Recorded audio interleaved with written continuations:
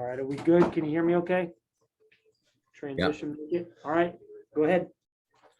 Jake, Brad shared with us after the Indiana game that he got an apology from Bo Borowski about a missed call in that game, and it made me wonder if there are any officials that have communicated with you during the game about how they're calling it or why, and if any of that stands out to you. Maybe a little bit. I try not to talk to refs really.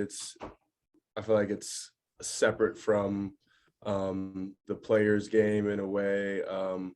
I really don't communicate more, or I'll ask them if they called something on me, like what I did or how to do it differently, but I don't really get too invested in missed calls. It happens. Just keep the energy moving forwards and on to the next play, really. Yeah, I assume that you know their individual names because, of course, it's always taped up right next to the bench and the picture and stuff. But nobody stands out as being particularly communicative. No, I mean, I do notice. I don't know all their names really. I really don't invest energy into it. But I do see Bo, communicating with Underwood. I hear what Underwood says about him. I don't know. Like I said, that's not my thing, as you probably would guess.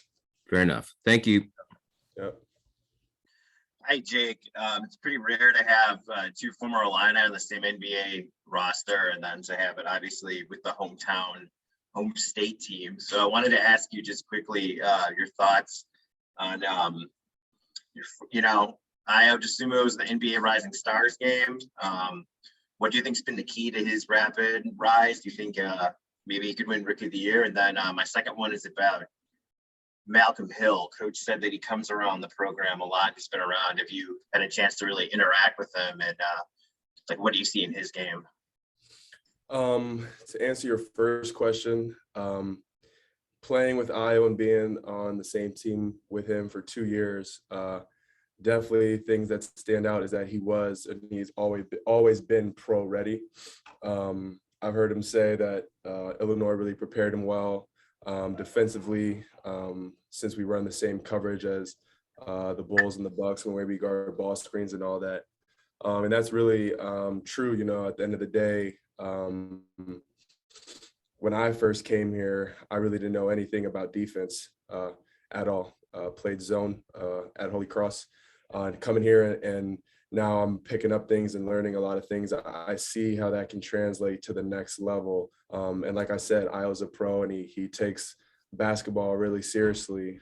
So I'm not in any way surprised that he's having success. And, I feel like Illinois has something about it with, just players being gritty and going against adversity. They didn't take Io until middle of the second round, or he was slept on still after everything he did in some way. But, that didn't faze him, and he just kept chopping wood and kept doing his thing. So I'm super proud of him. I know he's handling his business. I'm not worried about him at all. But like I said, super proud of him. And then to answer your second question, I personally don't know Malcolm too much. I saw him play at the TBT. We all went out there in Peoria when they played. So honestly, I haven't watched him too much. But again, against odds, he somehow found a way to make a NBA roster. And I think that just again says something about Illinois and just being tough and not giving up. He was in the G League, played overseas, but just stayed on the right path and has found success working hard. Thanks, Jake. Hey, Jake, this is obviously a big game for a variety of reasons, but one of the things here that Brad mentioned was you really can't make a mistake against Purdue or they take advantage of you. How do you relish that as an athlete going into a game where you maybe have to be closer to perfect than against any other team?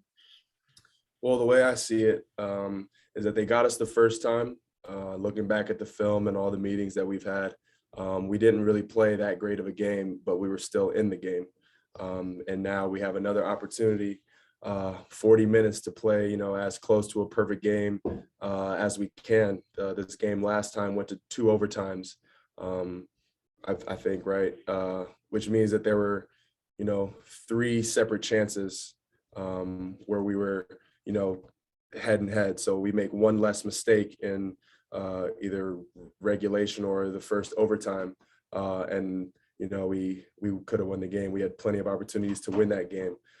So going into it, more confident that we kind of know what to expect and kind of have seen where our mistakes were and ways that we can be better. And life doesn't give you too many second chances, so we appreciate the second chance to go out and come out victorious.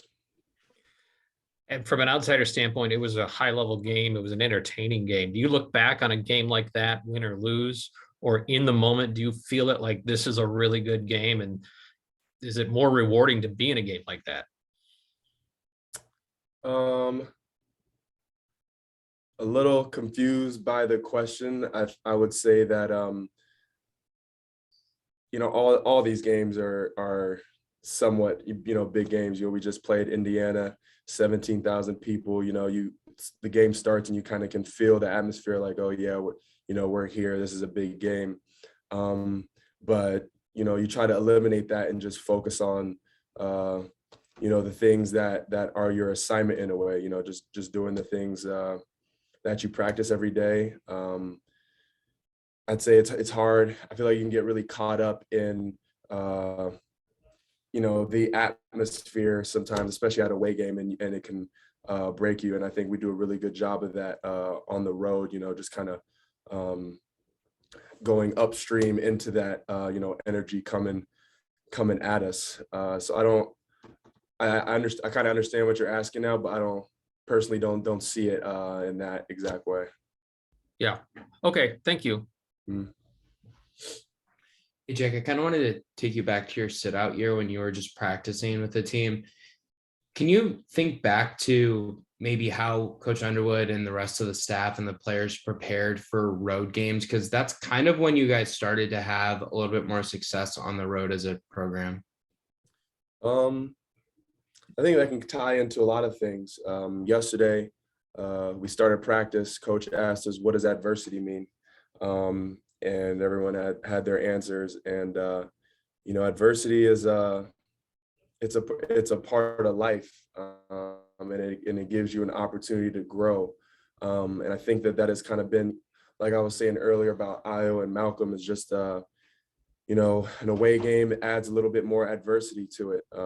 And culturally, our program kind of leans into that, and we kind of accept it and like the challenge of that kind of environment. What was I forget the second part of your question, if you had like a little add on to it.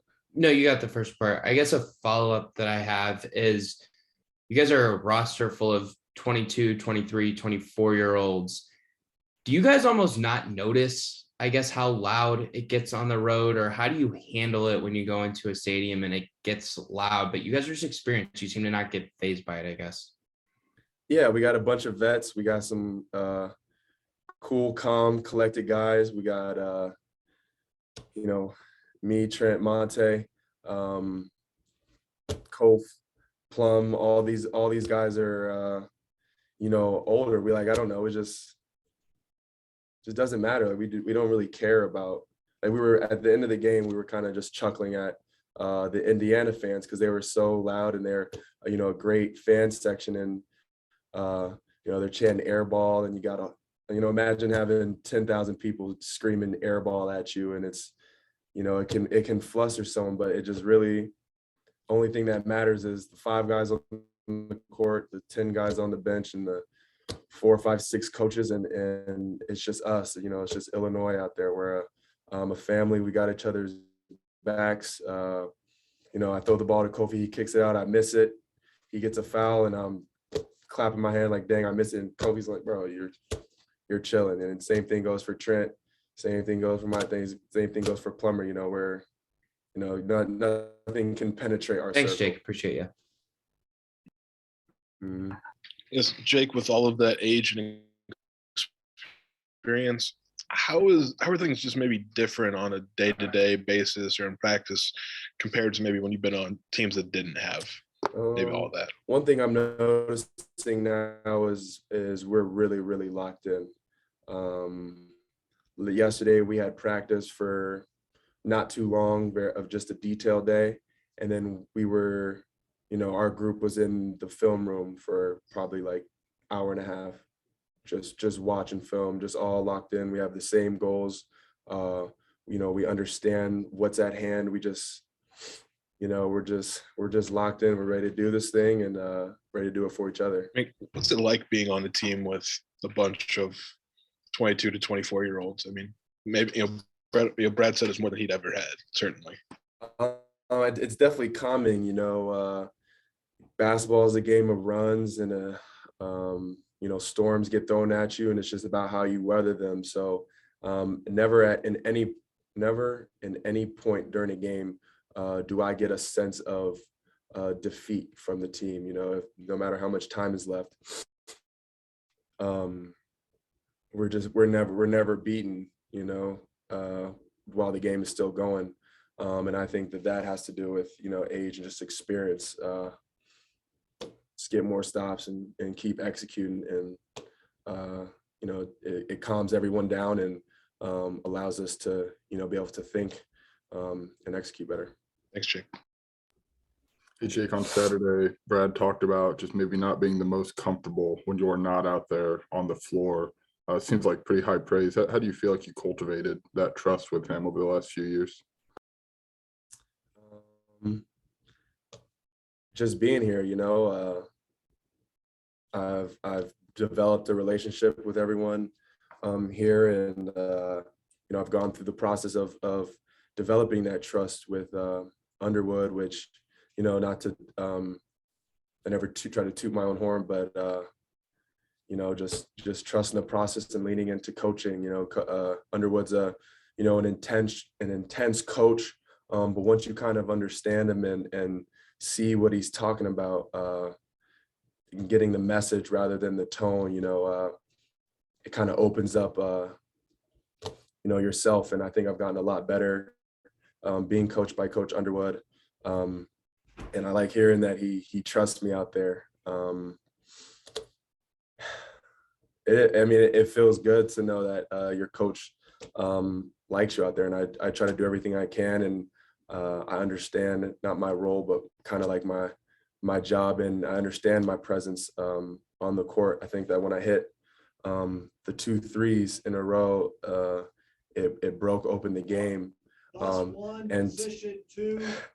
And to me, that kind of told me about what happens when I do the things that I'm supposed to do.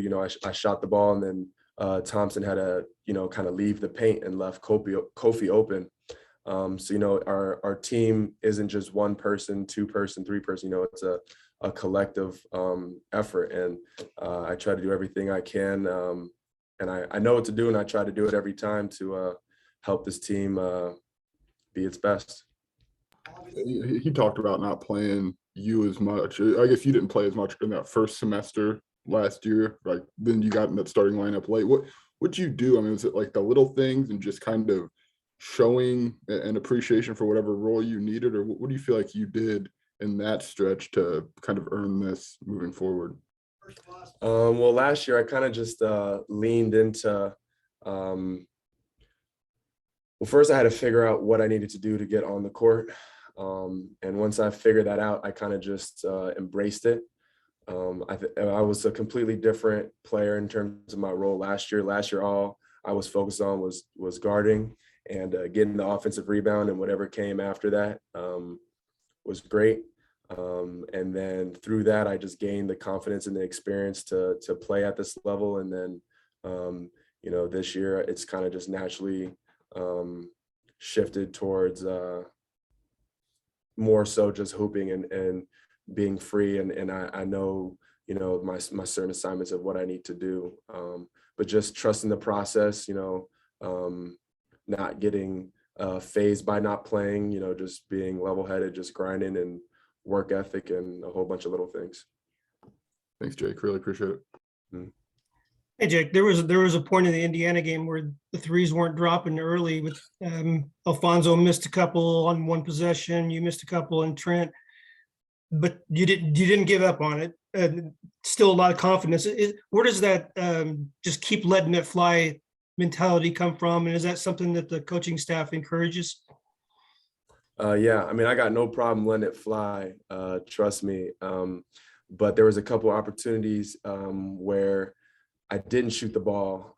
You know, I kind of just got subbed in. I had 2 bad turnovers early, 2 fouls early, but I knew that I was still, you know, in a good space.